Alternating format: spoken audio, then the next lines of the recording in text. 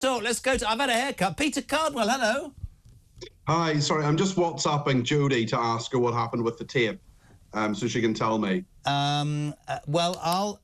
Jodie, send him a picture. Do this now while I'm talking to him. Send Peter a picture. She had a bit of a problem and had a bit of an allergic reaction to tape. Oh, dear.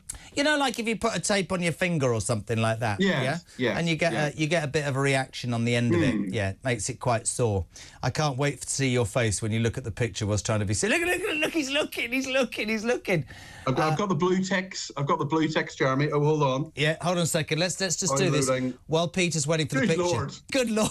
Good Lord. Good Lord, yes. Good afternoon, England. Yes.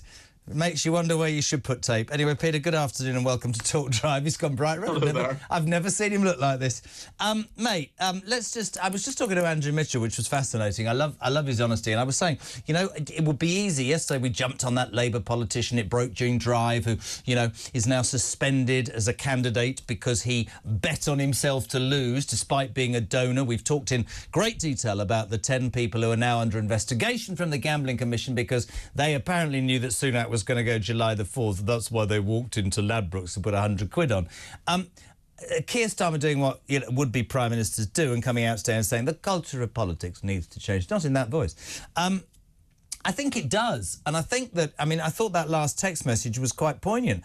I don't think that politicians understand the depth of disgust, disenchantment, disillusionment and general apathy that we all feel towards them as a group, cross-party. Do you think they get it? I don't think they do. On next Thursday, most people won't remember all the details. They won't remember the names of the parliamentary candidates necessarily who've been involved with this. They won't remember all the details, all the numbers, all the people and all the political parties that they're involved with. Some, of course, are police officers, some are Conservatives, and one so far is involved with Labour. They won't remember that. They'll remember the emotion, the feeling that politics is in the sewer at the moment. Absolutely. And trust is in the sewer, and the fact that no matter what politicians say, and there's a big debate tonight that Starmer and Sunak are taking part in. Is that on the BBC? That'll be nice and balanced then.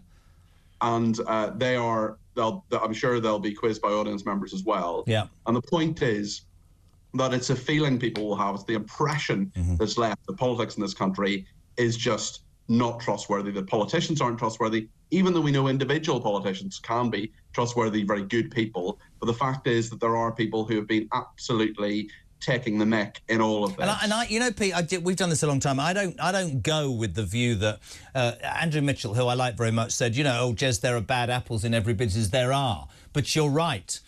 Most people will focus on... They will think of... If I said Boris Johnson, I bet you 9 out of 10 people will go the Queen sitting on her own for her husband's funeral. Yeah. Right? Yeah, yeah. Well, I bet if you say Liz Truss, they'll go lettuce. I bet you if you say Rishi Sunak right now, they'll go D-Day or they'll go betting on the Tory party on the election. Those are the things. You're absolutely right. They don't go in and go, oh, that man's a nice man or that lady's a nice man. They will remember at the top of their heads just one thing, and that's it. That's the reality of the election. Well, I think people will remember. If people ever think back on this campaign, they'll remember 4 things. Rishi Sunak in the rain. Yep. Gambling, D-Day, and a bad result for the Conservative Party, which is almost... Hold on a second. What about the 5th thing? You and me and our amazing analysis and our matching shirts and your embarrassment at the Jodie photo. Well, that, I'm sure, will live on for the ages, Jeremy. Do you want to try and explain in very professional political nerd terms, without saying certain words, what that photo depicts? Let's just say it depicts an allergic reaction on a part of the body that Jodie had. I have it too, but Jodie's are bigger. 0344 419 1000. The other thing is, today, great story, not great, and I put this to Andrew Mitchell, and he's doing his job. PPE worth £1.4 billion, paid for by the British taxpayer, because we're on our backside, burnt, destroyed and rendered useless today. Those are the sorts of things that are guaranteed, PC, to send people over the edge, right? Of course they are. We're in a cost of living crisis. There's so many better things that could have been dealt with. There's so many things about COVID, about lockdown, about what, the inquiry's still going on. We still don't have full answers. Some people don't even think the right questions are being asked. And we have PPE, which we know there were dodgy contracts. We know there's inquiries into those. We know there could well have been criminality around that as well, and there are ongoing police investigations and illegal action around that. And it is this sense that there's not a fair deal. We're being, we're giving tax hand over fist, and we're not getting the public services that we need.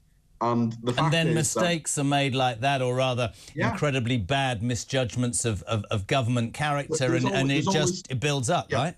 There's always waste in government. Every large organisation, every government, there's waste somewhere. But that's the kind of decision, that's the kind of thing, the kind of huge, important, expensive, elaborate, and far too quick decision that was made during how this country dealt with COVID that just sticks in the craw of so many people thinking, £1.4 billion, I mean, how many nurses' shifts would that be? How many GPs? Oh, so we all clapped on a Thursday. I bet nobody's given it a second thought since that finished. Can I also ask you, Sunak, quite vocal. We said, I'll never mind the ballots on Monday. In fact, the second part of it, for me, more vocal than he's been, and probably what he should have been from the beginning. He's intervened today in a row between the person who a lot of people think will be the next leader of the Tory party, I don't though, Kemi Badenoch, and the actor David Tennant, saying that the Doctor Who star is the problem. This is because last week Tennant, and by the way, I know David Tennant. I'm not going to tell you how I know him because you might take that the wrong way.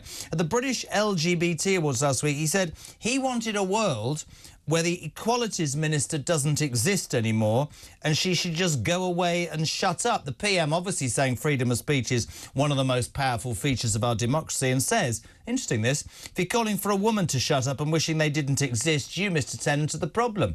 That's different, Sunak, to the dreary, drab monster we've been watching for the last 4 weeks. What's Kemi Badenoch done wrong? Had an opinion that the woke people don't like? Lots of opinions that the woke people and people like David Tennant don't like. She is very strong on women's rights versus trans issues. She's very strong on a lot of the nonsense that lovies like David Tennant come out with without having much experience of the real world. And actually, there are so many actors and people in public life who've made a career speaking words that other people have written for them. And then when they say their own words, when they write things themselves, well, then we see their true selves, and we see that they're often exploiting this hugely popular position, very influential position. Let me tell you how I know. Let me tell you how I know that. Just look at their bloody Instagram pages. Whenever there's anything in the world, they'll all be first up to put, oh, save this, the greatest spotted owl in wherever it is, or their pages go blank as we think about these things. Listen, I don't have a problem with David Tennant, but that's just that's okay to say that, is it? Because she's a high profile. If you said that to a woman, if you said that to a work colleague, I don't think you should exist. You're basically just shut up. Quite rightly, you'd be taken to task. But a lot of those lovies, a lot of those wokists think they can just get away with it. And I was talking, actually, really weirdly, I was talking to somebody today who's going to say this to you. And a good old friend of mine, Graham, and had lunch with him. And he was saying that he loves talk, and he loves talk because he's 70 and he thinks the world's gone mad. And he said what enrages him about the younger generation, he'd heard me say this as well, is he loves the fact they got an opinion, but he said, I will go to my deathbed. I am not changing what I think. And if you think because I disagree with you, you 21-year-old idiot, that I should be cancelled, humiliated. This is why the J.K. Rowling thing's important. It should be all sides of an argument, Pete, and it's not with the younger generation. Well, it is, and it's also the fact that people like David Tennant, it's not a matter of engaging with what Kemi Badenoch has said. It's not a matter of saying, well, I disagree with you because of X, Y, and Z.